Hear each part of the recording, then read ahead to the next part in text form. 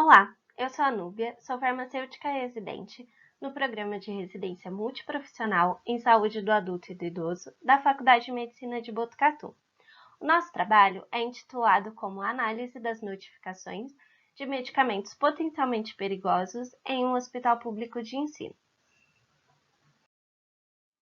A farmacovigilância é uma ferramenta que é essencial para a detecção rápida e precoce de eventos adversos a medicamentos, uma vez que esse tipo de problema ele acontece com grande frequência em pacientes que estão hospitalizados. E isso acarreta em um aumento do tempo de internação do paciente e também de custos para os hospitais. Os eventos adversos a medicamento, eles podem ser descritos como danos à saúde de um paciente que esteja em tratamento com o medicamento. Dessa forma, se diz que alguns dos principais problemas que são monitorados pela farmacovigilância incluem reações adversas ao medicamento, ineficácia ou inefetividade terapêutica, desvios de qualidade de medicamentos ou queixas técnicas e também erros de medicação. Todos esses incidentes, eles podem ser responsáveis pela ocorrência de efeitos nocivos ao paciente.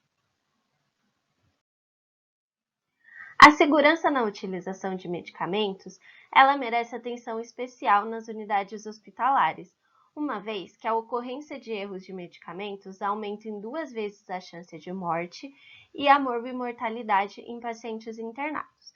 Isso ocorre devido ao grande número de fármacos que temos disponíveis em âmbito hospitalar, a gravidade e a instabilidade do paciente, que por utilizar muitos medicamentos ao mesmo tempo, eles se tornam mais vulneráveis.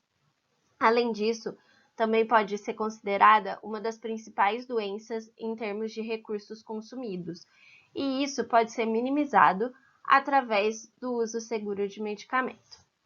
A portaria número 529 do Ministério da Saúde, ela institui o Programa Nacional de Segurança do Paciente, que tem como objetivo principal qualificar o cuidado em saúde em todos os estabelecimentos, mas também tem como objetivo a promoção e implementação de iniciativas relacionadas à segurança do paciente, e uma delas ocorre através da implantação dos núcleos de segurança do paciente. Os erros de medicação são um dos problemas mais recorrentes no processo do uso dos medicamentos nas instituições de saúde, e esses erros eles podem estar envolvidos com a prática profissional, incluindo falhas na prescrição, falhas na distribuição, falhas na preparação e também falhas na utilização do medicamento. Existe um subgrupo de medicamentos que eles podem aumentar a possibilidade de danos significativos ao paciente. Esse subgrupo é chamado de medicamentos potencialmente perigosos. Essa denominação foi feita pelo Instituto para Práticas Seguras no Uso de Medicamentos, o ISMP. Esse instituto ele fornece uma lista atualizada dos medicamentos potencialmente perigosos a partir dos relatórios de eventos adversos dos medicamentos. Como exemplos, nós temos norepinefrina, propofol, propranolol, amiodarona, varfarina, entre outros. A definição dos medicamentos potencialmente perigosos, ela não significa que o erro relacionado a esse tipo de medicamento seja mais frequente, mas significa que eles podem causar eventos adversos ou lesões permanentes e até mesmo fatais para o paciente. Os erros que envolvem os medicamentos potencialmente perigosos, eles são mais complexos e graves em ambiente hospitalar quando comparado ao ambulatorial. Então, o paciente que está internado, ele está submetido a procedimentos terapêuticos que são mais complexos e agressivos. Então, sendo assim, é necessário que haja métodos e medidas de prevenção, que devem incluir embalagem, identificação, armazenamento, a prescrição, a dispensação, a preparação e também a administração dos medicamentos. O nosso objetivo foi identificar e comparar os dados de farmacovigilância relacionados aos medicamentos potencialmente perigosos que foram obtidos durante os anos de 2009 a 2018, em um hospital público de ensino.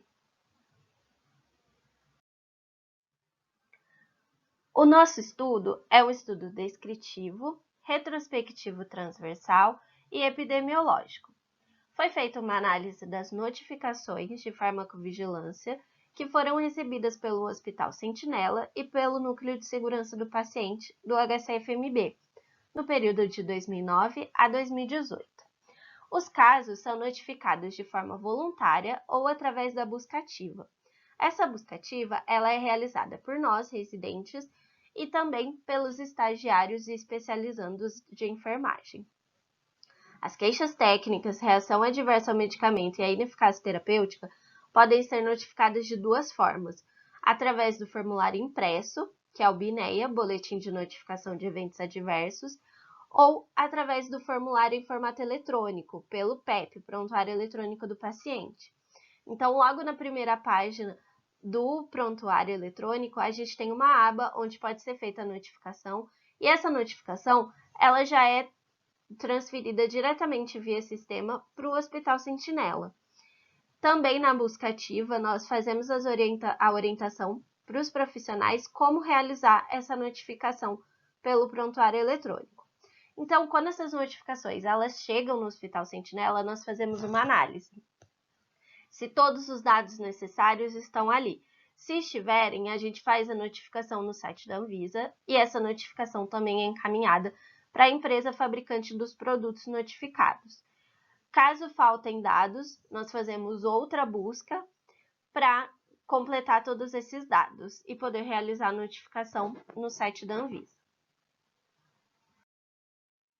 Depois da análise, foram selecionadas as notificações que eram relacionadas aos medicamentos potencialmente perigosos e os dados eles foram codificados e tabulados pelo Excel e foi realizada também uma análise descritiva dos dados a partir de tabelas e gráficos. A pesquisa seguiu as normas éticas e ela foi aprovada pelo Comitê de Ética da Faculdade de Medicina de Botucatu. Então, durante esse período estudado, foram analisadas no total 1.119 notificações.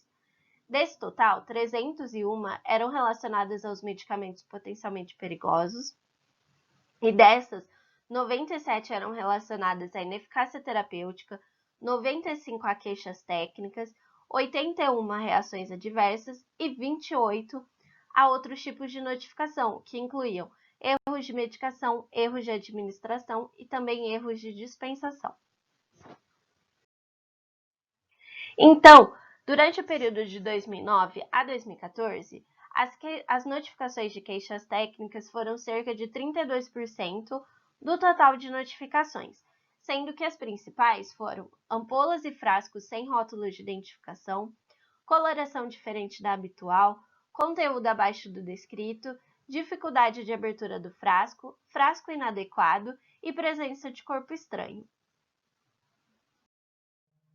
Já nos anos de 2015 a 2018, que compreendem o período após a implantação do Núcleo de Segurança do Paciente no HC, que ocorreu no ano de 2014, as notificações relacionadas às queixas técnicas de medicamentos potencialmente perigosos eram de aproximadamente 30% do total de notificações. As principais que mais apareceram foram ampolas e frascos sem rótulos de identificação, assim como no período anterior, comprimidos quebrados ou danificados dentro do blister, falta de ampola do medicamento dentro da caixa lacrada, seringa quebrada ou impossibilidade de uso. Já durante os anos de 2009 a 2014, as notificações relacionadas às reações adversas de medicamentos potencialmente perigosos foram cerca de 15% do total das notificações. As notificações que mais ocorreram foram de náuseas e vômitos, rash cutâneo, prurido, urticária e também tremor. Já no período de 2015 a 2018, houve um aumento nas notificações de reações adversas de medicamentos potencialmente perigosos, que foi de cerca de 23%, um aumento quando comparado a outro período. As notificações que mais ocorreram foram de flebite, dor, rubor, hiperemia, edema, icterícia e também rash cutâneo, hiperemia e dispneia. Concluímos que o número de notificações na área de farmacovigilância ele foi expressivo, sendo que praticamente 1/4 de todas as ocorrências elas foram relacionadas aos medicamentos potencialmente perigosos. Depois da implantação do Núcleo de Segurança do Paciente, que ocorreu no ano de 2014, teve um aumento do número de notificações, principalmente das reações adversas, que foram relacionadas aos medicamentos potencialmente perigosos. Então, diante da complexidade desse assunto, novos estudos eles precisam ser realizados para que a gente tenha um maior conhecimento e faça uma maior divulgação do assunto.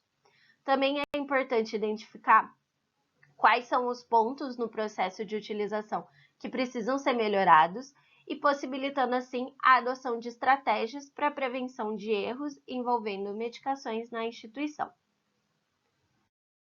Este foi nosso trabalho, obrigada pela atenção.